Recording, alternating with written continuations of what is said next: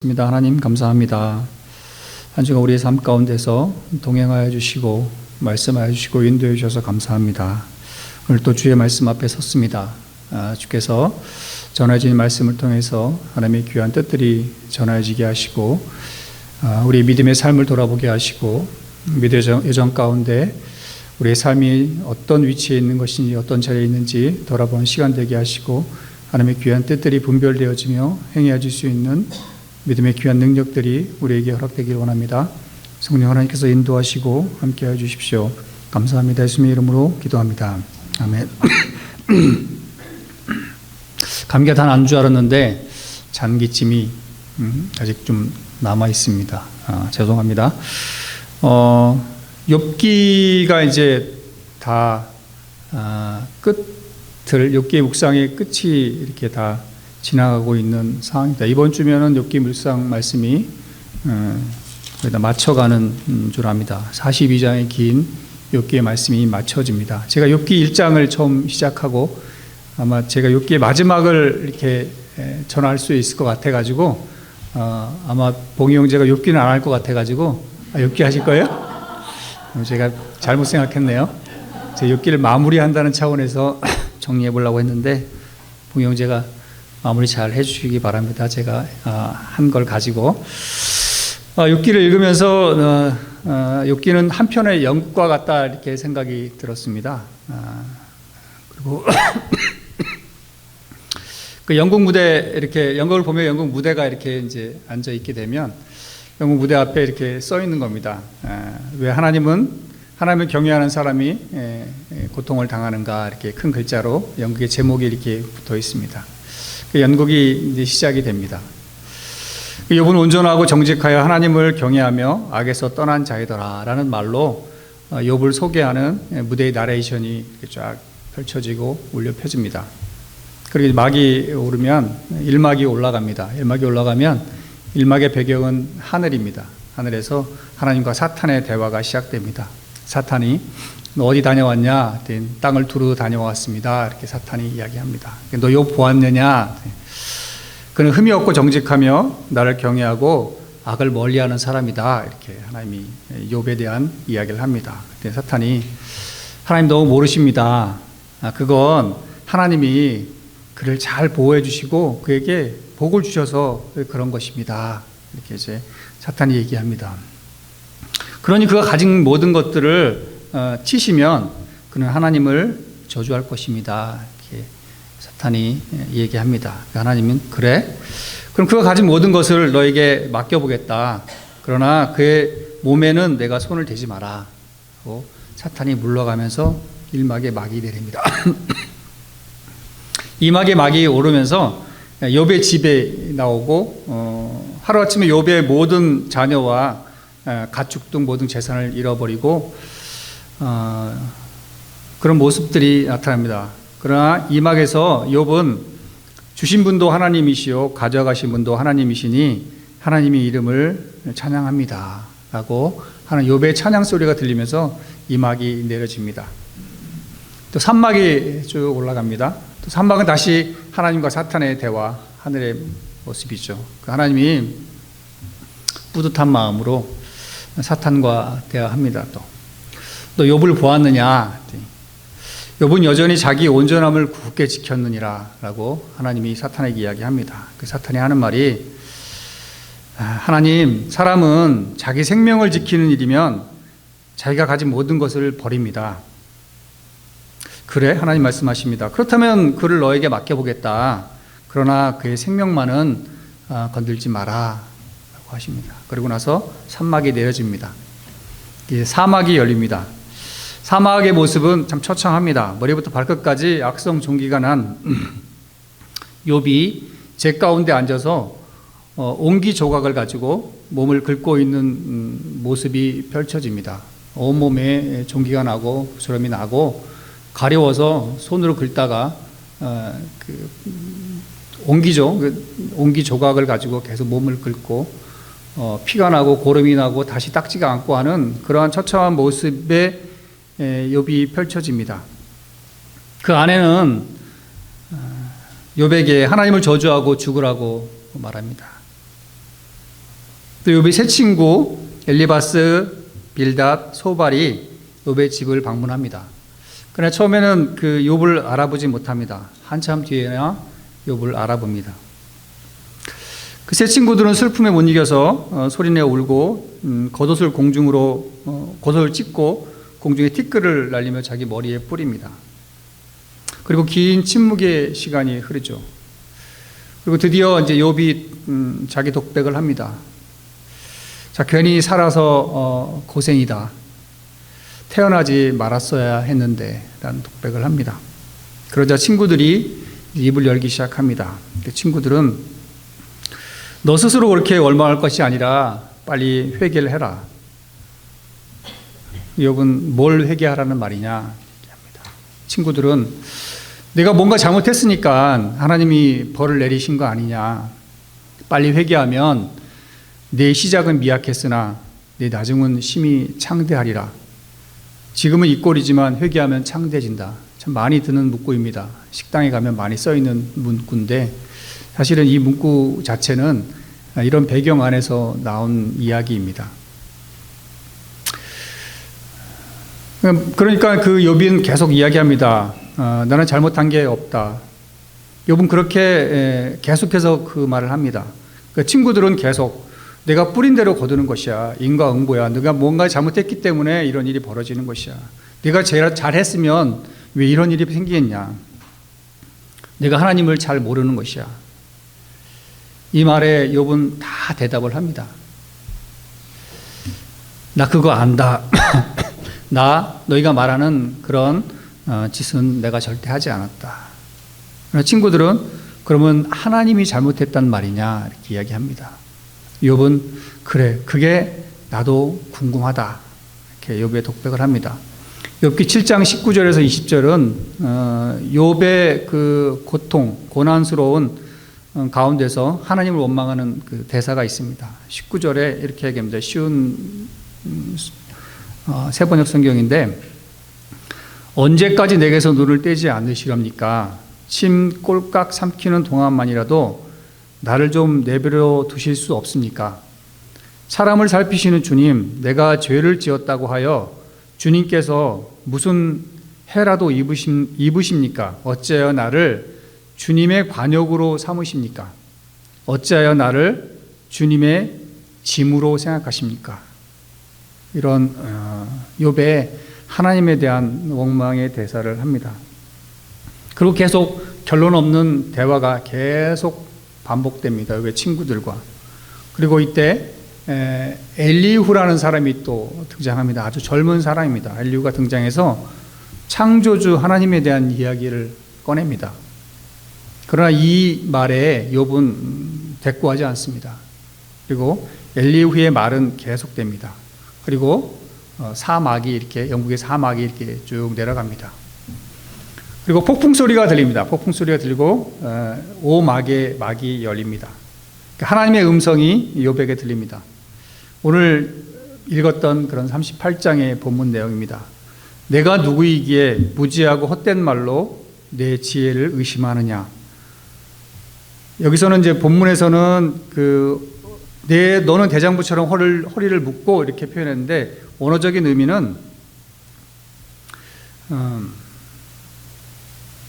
너는 마음의 준비를 단단히 하고 내 물음에 대답해 보아라 하고 하나님께서는 그 말씀하시고 느닷없이 창조 이야기를 하십니다. 하나님께서 38장에서 41장까지에 걸쳐서 하나님은 창조 세계의 질서에 대해서 욥에게 질문하십니다. 그리고 욥은 이렇게 그 말을 이어서 욥은 이렇게 얘기합니다. 주님께서 못하시는 일이 없으시다는 것을 이제 저는 알았습니다. 주님의 계획은 어김없이 이루어지신다는 것도 저는 깨달았습니다. 잘 알지도 못하면서 감히 주님의 뜻을 흐려놓으려 한 자가 바로 저입니다. 깨닫지도 못하면서 함부로 말을 하였습니다.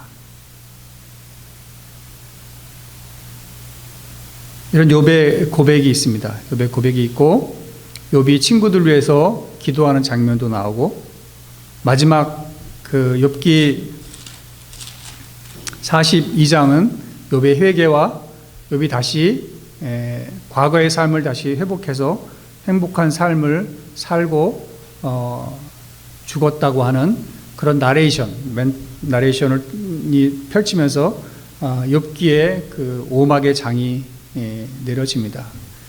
이것이 욥기의 이야기의 전체적인 그 연극의 어떤 스토리입니다. 근데 이제 저는 이 스토리를 이렇게 읽으면서 사실은 오늘 연극의 제목처럼 왜 하나님을 경외하는 자에게 고난이 올 것이라고 하는 그 연극의 제목인데, 이 결론에서 하나님께서 욥에게 나타나서 하신 말씀은 창조라는 이야기로 욥의 그 궁금함, 의문, 나에게 오는 고난의 원인은 과연 어떤 것인가를 얘기할 때 하나님은 그거에 대한 직답을 피하시고 창조 이야기로 이 모든 것의 결론을 냈고, 욥은 그 창조 이야기 안에서 자기 안에 왔던 그 고난의 의미를 깨달았다는 것입니다. 그래서 좀 이 말씀이 하나님께서 그 창조를 통해서 정말로 주시고자 하는 그런 말씀은 과연 무엇인가를 좀 더 좀 묵상을 해봤고 여러분과 함께 나누었으면 좋겠다는 생각이 들었습니다. 욥의 고백한 것처럼 주님께서는 못하시는 일이 없다, 이렇게 이제 욥이 고백을 합니다. 못하시는 일이 없다. 이 고백 안에는 욥이 깨달은 부분들은 내가 받는 이 고통, 내가 정말 잘못한 것이 없는 그 고통일지라도 그 일조차도 하나님께서 허락한 것이다. 창조 세계 안에서는 양면성이 다 있다는 것들을 욥이 깨달은 것 같아요. 하나님 말씀하시면서 창조의 세계 안에서는 어둠이 있고 빛이 있다. 악한 것이 있으면 선한 것도 존재하는 것이다. 근데 이 모든 것들은 내가 다 만든 것이고 내 주관 안에 있는 것이다라는 것들이 창조 세계 안에서는 엄연히 존재하고 있다는 것들이죠. 그것이 하나님의 창조 질서 안에서는 다 필요한 것이라는 것들을 욥이 이 고백 안에서 깨달았던 것 같아요. 그리고 주님의 계획은 어김없이 이루어진다, 이렇게 욥이 고백합니다. 그래서 이 하나님이 계획하신 모든 것들, 창조 질서 안에서 이루어진 이 모든 것들, 그건 하나님의 계획 안에 있는 것들이고, 하나하나의 모든 질서는 하나님의 계획 안에서 움직이는 것들이고 하나님의 뜻 안에 움직인다는 사실들을 이 38장과 41장의 창조 세계에 대한 70여 그 질문, 하나님의 욥을 향한 그런 질문 가운데서 욥이 깨달은 것들은 그 두 가지였다는 것들입니다. 하나님께서는 전지전능하시고 못하시는 일이 없다는 것과 하나님의 모든 계획 안에 이 모든 것들이 있다는 것들입니다. 그래서 첫 번째의 교훈은 하나님의 창조 질서 안에는 모든 것이 다 하나님의 섭리의 도구였다라는 것들을 욥이 깨달았다는 것 같습니다. 욥기서를 통해서 또 우리에게 주시고자 하는 말씀 또한 그거였다는 것입니다. 욥은 자신이 당한 기이한 고난을 도무지 사실은 이해할 수는 없었습니다. 그의 인식 세계 밖에서 벌어지는 일이었기 때문에 하나님 뭔가 잘못하고 계시다는 것을 계속 따져 묻기 시작하는 것입니다. 그러나 오늘 욥기 38장에서 하나님은 70여 개의 질문을 계속 포보됩니다. 실제 욥이 고민하는 것에 대한 직답을 하지 않으시고 이 창조 세계에 대한 질문을 계속합니다. 내가 땅을 만들 때 너 어디 있었느냐? 이 첫 번째 질문을 통해서 바다와 밤낮의 원리, 기상 변화, 천체의 운행, 기이한 동물들의 생태 등 지구과학 프레젠테이션을 하나님께서 폭풍처럼 펼쳐 보이십니다. 그래서 하시는 말씀은 창조의 원인이 있는 것이냐? 너가 생각하는 이 땅의 사람들이 생각하는 것들은 모든 것들은 너의 친구가 얘기한 것처럼 모든 것은 원인이 있는 거 아니냐? 원인과 결과가 있는 것이 아니라 인과응보의 법칙이 존재하는 거 아니냐라는 너희들의 생각, 그 생각을 뛰어넘는다. 나는 내가 만든 이 모든 피조세계 안에서는 그것을 뛰어넘는다. 창조에 무슨 원인이 있는 것이냐? 그렇지 않다는 것들을 이 하나님께서 창조를 이야기하면서 욥에게 또 우리에게 주시고자 하는 말씀 같습니다. 욥 앞에 나타나신 하나님은 폭풍우가 하나님의 주권 속에 있다는 것을 보여주십니다. 폭풍우가 넘실거리는 바다 또한 하나님의 피조물이다. 또한 하나님이 그 거친 바다를 마치 아이처럼 다루신다는 사실도 함께 일깨워 주십니다. 인생에 경험하는 기이한 일들이 어느 것 하나 예외 없이 하나님과 경영과 통제 가운데 일어난다는 거 말씀합니다. 하나님은 욥의 입을 막기 위해서가 아니라 너가 틀렸다 이렇게 말씀하는 것이 아니라 이 창조 이야기를 하시면서 그의 눈을 열어서 또 다른 세상, 너가 보고 있는 이 피조 세계에 넘어 있는 하나님의 세계를 바라보기 위한 하나님의 그 말씀이 아닌가 생각합니다. 세상의 눈높이는 인과응보입니다. 좋은 일을 해는 좋은 결과가 따르고 나쁜 일에는 나쁜 결과가 따른다는 인과응보의 생각에 도덕률이죠. 도덕률 아래 꽉 차 있죠. 그 다음에 상선악벌입니다. 선한 사람은 상을 받고 악한 사람은 벌을 받는다. 이런 생각들이 우리 생각 안에 이렇게 다 차 있습니다. 어떤 원인이 있기 때문에 결과가 있다고 하는 그 과학의 원리죠. 과학의 원리는 항상 원인이 있습니다. 그 결과는 항상 원인이 있기 때문에 결과가 생기기 때문에 이런 생각 안에 꽉 차 있다는 것들입니다. 그런 논리로는 하나님의 귀한 세상 창조와 경영 방식에 욥과 우리는 도저히 이해할 수 없다는 것들이죠. 그래서 하나님은 그것을 이해시키기 위해서 하나님의 창조 세계에 대해서 계속 질문을 하며 욥이 그것을 깨우칠 수 있도록 그렇게 이야기합니다. 욥이 그 폭풍우 몰아치는 그 바다에 던져지지 않았다면, 자기가 이해할 수 없는 그런 고난과 고통 가운데 있지 않았다면 아마 그 하나님의 이 말씀은 자기 안에 새로운 세계를 볼 수 있는 영안을 열지 못했을 거라는 생각이 듭니다. 그래서 결국 그 고난을 통한 자기의 삶의 균열, 모든 것을 잃어버리는 그런 인생의 엄청난 좌절, 모든 자녀를 잃었다는 그 엄청난 좌절 앞에서 그의 모든 삶은 다 망가졌죠. 그 망가짐 안에서 그는 하나님의 말씀을 들었고 하나님을 대면하면서 새로운 세계가 열렸고 하나님께서 추구하시는 것들, 하나님이 계획하신 것들을 봤다는 것들입니다. 창조의 질서 안에서. 욥은 자신이 안다고 생각했던 세계가 사실은 모르는 세계라는 것을 알게 된 것입니다. 욥은 하나님의 창조 세계에 듣고 경외심을 다시 회복했고 내 삶의 이유에 대해 다 안다고 생각했지만 내 고통에는 뜻이 있어야 한다고 생각했다는 거죠. 그러나 그렇지 않을 수 있다는 사실들을 뼈 아프게 자각합니다. 또 하나의 교훈은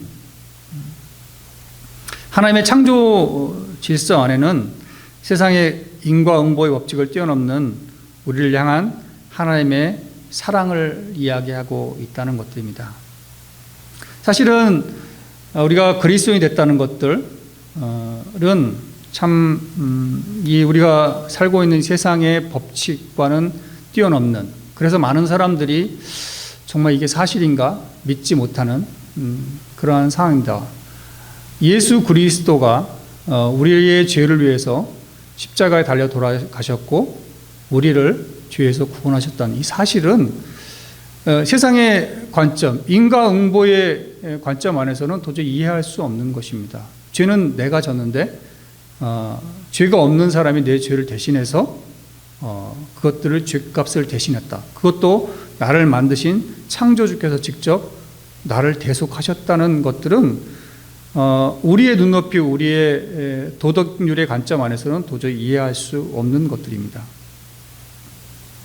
하나님은 그런 결정적인 기이한 일을 사실은 행하셨죠. 사람을 향한 그분의 기이한 그 사랑입니다. 죄인들을 대신하여 사랑하는 아들을 십자가에 내어주신 사랑만큼 하나님의 기이한 일은 사실은 없습니다.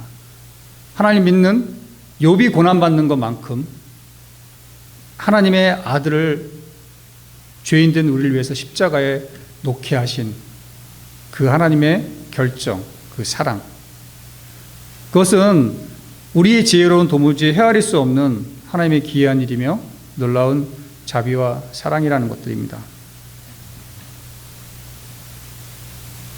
우리의 구원은 새로운 창조라고 이야기합니다. 우리가 잘 아는 것처럼 고린도후서 5장 17절은 이렇게 말씀합니다. 그런즉 누구든지 그리스도 안에 있으면 새로운 피조물이라. 이전 것은 지나갔으니 보라 새 것이 되었도다. 이렇게 얘기합니다. 예수 그리스도가 이 땅에 오심으로 인해서 새로운 구원이 열린 것, 그것은 새로운 창조, 재창조라고 이야기합니다. 그래서 우리는 그리스도 안에 있을 때 우리는 새로운 피조물이 되었다고 얘기합니다. 새로운 피조물이 되었다는 것, 창조의 질서 안에 우리 안에 새롭게 놓였다는 것들입니다. 그래서 창조의 세계 안에는 제가 말씀드린 것처럼 어둠과 빛이 항상 공존하는 것입니다. 그리고 선과 악이 공존합니다. 하나님은 성경의 역사 안에서도 사람들, 악한 사람들조차도 하나님의 계획 안에서 하나님의 섭리 안에서 다 사용되어지는 하나님의 도구라는 사실들입니다. 그리고 하나님 만드신 이 피조 세계의 모든 것들은 다 어둠도 필요한 것입니다. 그리고 햇빛도 필요한 것들입니다. 그리고 고통도 필요한 것이며 기쁨도 필요한 것이고 슬픔도 필요하다는 거 하는 것들입니다. 우리가 그리스도 안에 있다고 하는 사실들은 이것들을 겸허하게 진지하게 받아들여야 된다는 것들입니다. 하나님의 사랑과 인자하심 앞에 설 때 우리는 세상을 다 이해할 수 없고 우리에게 벌어질 일들이 다 설명되어진다 않는다 하더라도 하나님이 하시는 일이 언제나 선하다고 고백하며 주님을 찬양할 수 있습니다. 또 하나의 고백은 이 창조를 통해서 하나님께서 이야기하시고 싶어하는 것들은 이런 것 같습니다. 창조의 질서 안에는 다양성과 다름이 존재합니다. 그러나 그것은 조화롭습니다. 어둠이 있고 빛이 있지만 그 어둠과 빛은 항상 조화를 이룹니다. 그리고 그 고난은 우리에게 욥에게 닥쳤던 그 고난은 성장을 위한 원동력이 되었고 또 고난은 형벌이 아닌 훈련이라는 사실들입니다. 제가 축구 보는 것을 좋아하고 또 하는 것도 좋아합니다. 또 운동 경기 하는 것도 좋아하는데 특별히 손흥민이 지금 뭐 이렇게 EPL에서 엄청난 실력을 발휘하고 있는데 손흥민이 한참 운동을 할 때 하루에 1000개의 슈팅을 한다고 합니다. 1000개의 슈팅을 합니다. 그렇게 맹연습을 해도 실제 경기 안에 들어가서는 골 하나를 넣기도 사실 힘든 것입니다. 왜 그렇습니까? 실제 연습 경기 때는 수비는 없습니다. 그러나 실제 경기 안에서는 수비가 존재합니다. 수비가 존재해서 손흥민의 슛을 방해합니다. 그게 축구 경기죠. 그리고 혼자 하는 것이 아닙니다. 둘이 하는 것도 아니고 상대가 있는 경기를 하는 것들입니다. 그러나 연습 경기 안에서는 이게 그렇게 강한 수비가 붙지도 않고 연습에 불과한 겁니다. 실제 경기 안에서는 나를 방해하는 수비가 이렇게 붙게 되는 것들이죠. 운동선수들이 수비가 붙는다고 그 수비가 막아서 내가 공격을 못했다고 하는 그런 하소연을 하지는 않습니다. 신앙으로 비교하면 그렇습니다. 우리는 수비가 우리 믿음의 여정 가운데서는 항상 우리를 방해하는 아니면 심지어 우리를 공격하는 수비들이 존재하고 있습니다. 이 수비들을 이겨야 합니다. 이겨야지 믿음의 승리를 할 수 있는 것들입니다. 테니스 경기에도 마찬가지입니다. 테니스를 잘 못 치는 사람은 테니스 네트를 치우자고 합니다. 그러나 네트가 없다면 테니스 경기는 재미가 없는 경기가 되겠죠. 네트가 있기 때문에 그 경기는 예술이 됩니다. 보는 사람으로 감동하게 하고 놀라게 합니다. 우리의 그 믿음 또한 마찬가지입니다. 우리의 믿음이 시행착오와 훈련 도중 완성이 안 되었을 때 자꾸 죄를 지었다는 말을 합니다. 그러나 죄와 사망이 우리에게서 이제 더 이상 없다는 것들은 우리가 압니다. 예수 그리스도를 통해서 우리는 더 이상 죄와 사망에 묶여있지 않다는 것들을 우리가 알고 있습니다. 그러나 우리는 자꾸 그 죄라고 하는 것 가운데 우리의 믿음의 행보를 멈칫멈칫합니다.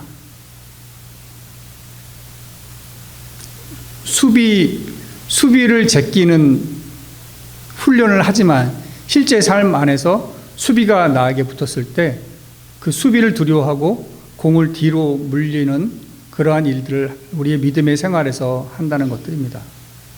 그것들을 뛰어넘어서 하나님이 요구하시는 그 수비를 물리치고 공을 차서 골을 넣는 그런 믿음의 행보들을 하나님께서 우리에게 요구하신다는 것들입니다.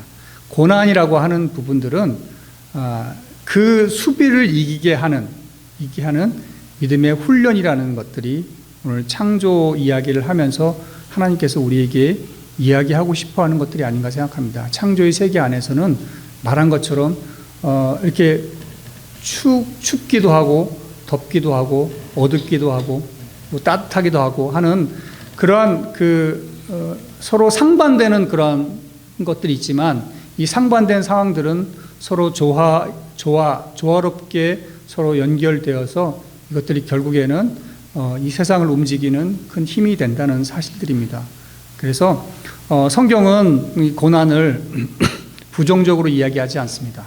고난을 긍정적으로 이야기합니다. 히브리서 5장 8절 9절에 이렇게 얘기합니다. 예수님이죠. 그가 아들이시면서도 받으신 고난으로 순종함을 배워서 온전하게 되셨은즉 자기에게 순종하는 모든 자에게 영원한 구원의 근원이 되시고 예수님이 받으신 그 고난으로 순종함을 배웠다고 합니다. 예수님은 그 고난으로 하나님께 순종하는 순종을 배웠다고 합니다. 그래서 온전하게 되었다고 합니다. 그 고난이 예수님을 온전하게 만드셨다는 것들이고 그 온전함이 구원의 근원이 되었다고 이야기를 하고 있습니다. 결국 고난은 굉장한 몫인데 우린 잘잘못에 의한 형벌이라고 생각합니다. 벌로 주는 고난은 없습니다. 내가 잘못했다든지 그건 얼마든지 할 수 있지만 이게 벌이 아니고 그 잘못으로 배우라고 하는 것입니다. 하나님은 창조주이시고 원인 결과에 묶여 있지 않습니다. 그러니까 욥과 우리에게 하는 말은 내가 알고 있는 세상의 얕은 지식에서 벗어나야 한다. 내 삶을 무엇을 잘하고 잘못하는 그런 수준에 머물지 말고 내가 바라는 삶으로 나오고 두려워하지 말고 시도하라. 이렇게 하나님은 창조를 이야기하면서 말씀하셨다고 합니다. 욥기 42장 5절에 욥은 이렇게 고백합니다. 주께서 죽게 되어 귀로 듣기만 하였사오니 이제는 눈으로 주를 배움나니라는 고백을 합니다. 삶으로 직접 경험한 하나님을 고백하는 것입니다. 욥이 본다는 것은 키가 크는 것입니다. 담장이 있는데 어린아이는 그 담장 너머를 볼 수 없습니다. 키가 크면 그 담장의 너머를 볼 수 있습니다. 키가 크면 앞에 가려막던 담장을 넘어서 담장 너머를 볼 수가 있고 그 시야가 트이고 그 트이면 밑을 내려다 볼 수 있고 그 밑에 펼쳐지는 길의 방향과 길을 볼 수 있는 판단력이 생긴다는 것입니다.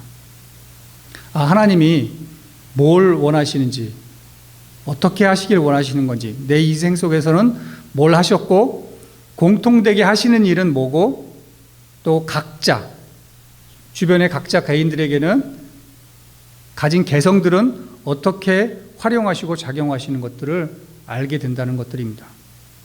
우리가 가끔 특송하고 찬양하면 사부로 찬양을 합니다. 소프라노, 알토, 테너, 베이스 이렇게 찬양을 합니다. 그러나 찬양 연습을 하면서 테너가 소프라노 보고 잘못했다고 이야기하진 않잖아요. 알토 보고 테너가 그렇게 소리 내면 안 된다고 이야기하지 않잖아요.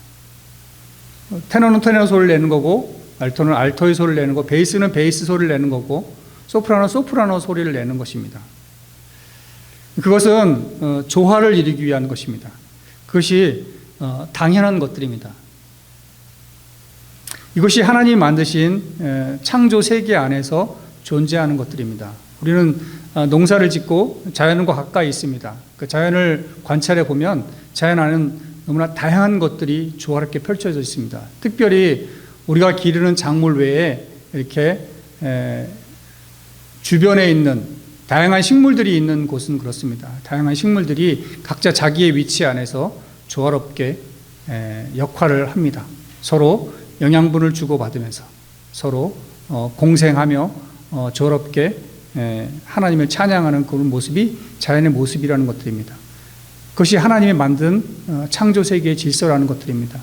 하나님께서 그 창조 세계를 말씀하시면서 욥과 우리에게 말씀하시는 것들은 그래도 다 하나님의 피조물이고 다 다르게 다양하게 너희를 만들었다는 사실들을 우리에게 말씀하시고 계시는 것입니다. 그래서 우리는 각자 다 하나님 주신 각자의 역할이 있다는 것과 그러나 우리는 공동의 역할이 다 있다는 것들입니다. 우리 안에게 주신 하나님이 함께 이루어질 것이 있다는 것과 우리는 또 각자 하나님께 이루어야 될 그 삶의 분량이 있는 것이고 우리는 함께 이루어야 할 우리가 신앙의 분량이 있다는 것들을 하나님께서는 말씀하고 계신다는 것입니다.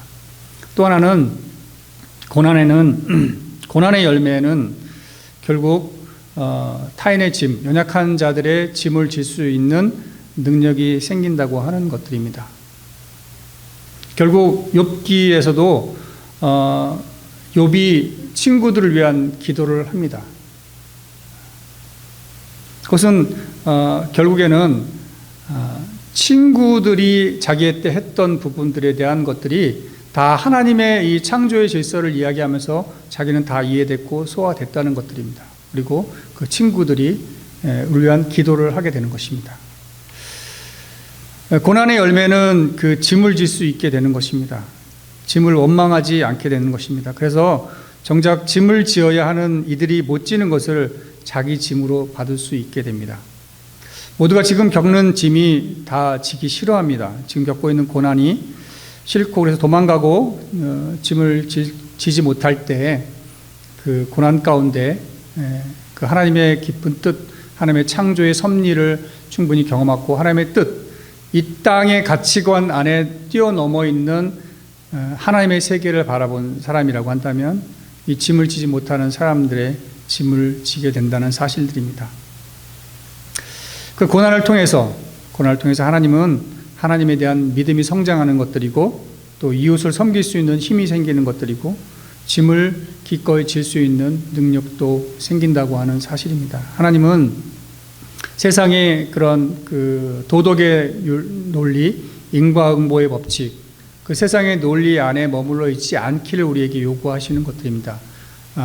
이 땅 너머에 있는 하나님의 창조의 세계 안에서 움직이는 그 원리, 하나님이 이 창조 세계 안에서 모든 것들을 다 붙들고 계신다는 그런 믿음들, 하나님은 어느 악한 것이라 할지라도 그것이 하나님의 주권 가운데 다 있다는 사실들을 우리가 받아들이고 우리 안에 조금 더 다른 생각들과 다른 모양들과 다른 뜻을 가진다 하더라도 하나님께서 원하시는 것들은 우리가 모두 그리스도 안에서 하나 되는 것들입니다. 그리스도 안에서 하나님의 말씀을 이 땅 가운데 이루고자 하는 그 하나님의 공통의 역할들이 있는 것들이라고 생각합니다. 그것이 신약에서 계속 이야기하는 것들입니다. 우리 안에 교회의 이야기할 때도 우리는 다 지체라고 이야기하고 우리의 지체와 손, 발 이렇게 신약 성경에서 우리를 계속 교회의 모습을 이야기할 때 이야기합니다. 그것이 다 창조의 원리 안에, 창조의 세계 안에 존재하는 그 원리라고 하는 사실들입니다.